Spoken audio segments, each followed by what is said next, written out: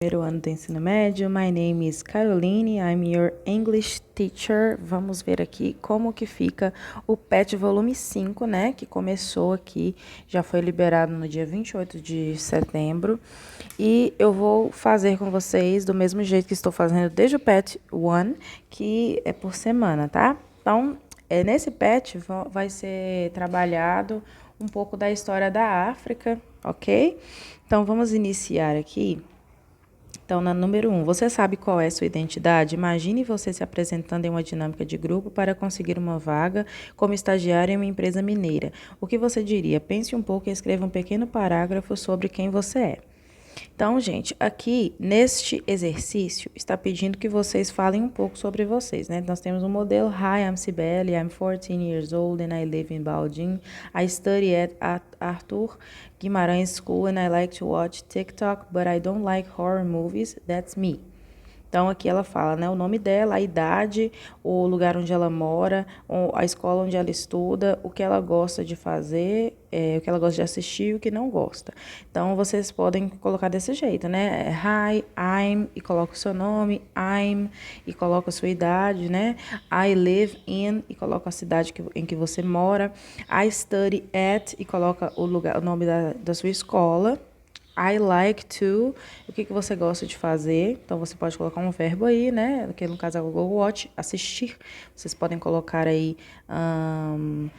usar o celular, podem colocar ler, podem colocar viajar, etc. E uma coisa que não gosta, também que ela colocou nessa categoria aqui de assistir, tá? Então, vocês vão fazer dessa maneira, né, pessoal? A número 2 está pedindo que vocês descrevam em português o seu ponto de vista sobre a identidade do povo brasileiro. Então, qual seria a identidade da gente aqui?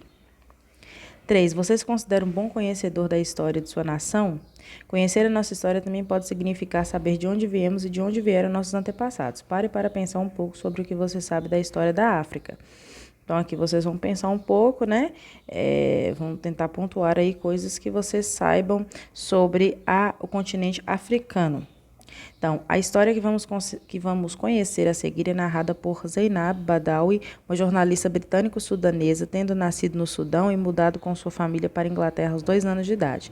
Ela narra um pouco sobre como soube mais da sua identidade a partir do momento que descobriu a coleção de 8 volumes elaborada pela Unesco, História Geral da África, a história da África escrita por eruditos africanos. Então, ela começa dizendo: Africa has a rich and complex history, but there is widespread ignorance of this heritage. A celebrated British historian once said there was only the history of Europeans in Africa. Zainab Badawi has been asking what is behind this lack of knowledge and looking at the historical record for an African history series on BBC World News. Então, a África tem uma história rica e complexa, mas há uma ignorância geral desta herança. Uma famosa historiadora britânica disse uma vez que existe somente a história dos europeus na África. Zainab Badawi tem se perguntado o que está por trás desta falta de conhecimento e olhado para o registro histórico para uma série da história africana no canal de notícias BBC. Então, vamos ao texto, parte 1. Vou traduzi-lo para vocês. Então, aqui está falando One of Africa's best kept secrets. Its history. Então, um dos segredos mais bem guardados da África, sua história.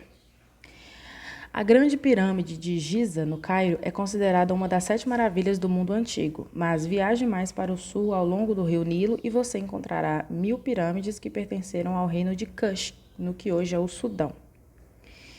Kush era uma potência africana e sua influência se estendeu ao que hoje chamamos de Oriente Médio. O reino durou centenas de anos no século 8 a.C., conquistou o Egito e governou por uma boa parte do século.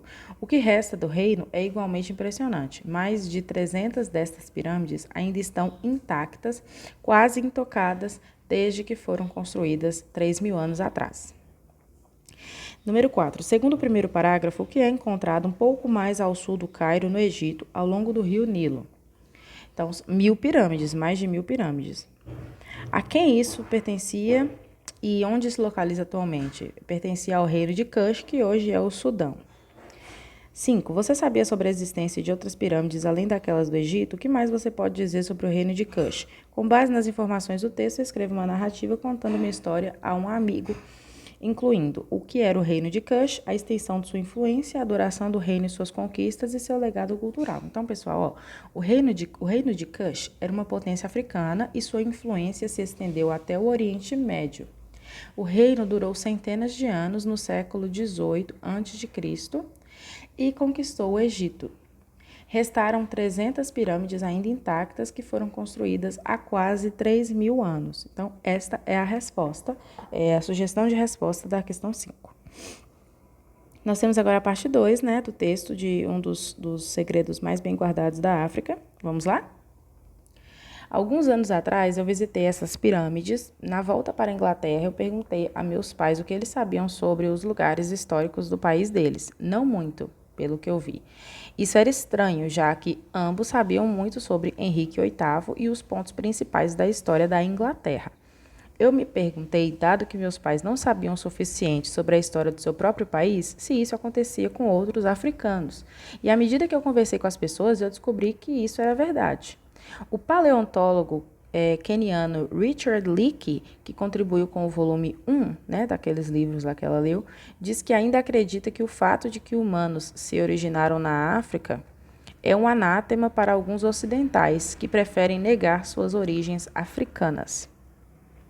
6. De acordo com a frase "Some years ago I visited these pyramids", o que Zainab Badawi fez ao saber do reino de Kush e ao retornar de sua visita naquele país? Então, ela perguntou aos pais o que eles sabiam sobre a história do seu país, né, o Sudão. 7. Que curiosidade em relação aos seus pais Zainab Badawi teve ao voltar da viagem? O que ela achou da resposta de seus pais e por quê? Então, que eles não sabiam nada sobre a história do seu próprio país. Ela achou estranho porque a história britânica, né, a história da Inglaterra, eles sabiam de cor. 8. Conforme o dicionário Pribram, a palavra anátema expressa maldição ou vergonha. Levando em consideração o significado deste vocabulário, deste vocábulo, né, deveria ser, explique a declaração do paleontologista ou paleontólogo. Então, segundo o que ela disse, as pessoas têm vergonha das origens africanas e negam estas origens. 9. Nossas memórias podem nos ajudar a passar por momentos de dificuldades. Quais boas lembranças você tem? Escreva 5 experiências legais que você teve, com amigos, família, eventos, etc. Utilize o Simple Past, que é o passado simples. Se necessário, utilize os verbos da caixa ou busque outros como oportunidade para relembrar o passado de alguns verbos regulares e irregulares. Então, gente, aqui vocês vão fazer 5 frases falando sobre coisas que aconteceram com vocês. Vamos pensar aí na infância, podem pensar na semana anterior, vocês podem pensar no final de semana passado. E todos esses verbos aí vocês precisam colocar no passado. Então, play, dance, watch, cook, travel são regulares. Aí para colocar no passado, vocês vão acrescentar o ed, né? Então, por exemplo, se você quer falar eu dancei, aí em vez de ser I dance, vai ficar I danced com ed no final. Os outros são irregulares, tá? Go vira went, ride vira road com o, ride também, e take vai ser took, T-O-O-K. Aí são apenas essas observações que eu tenho para fazer, pessoal. See you later. Thanks.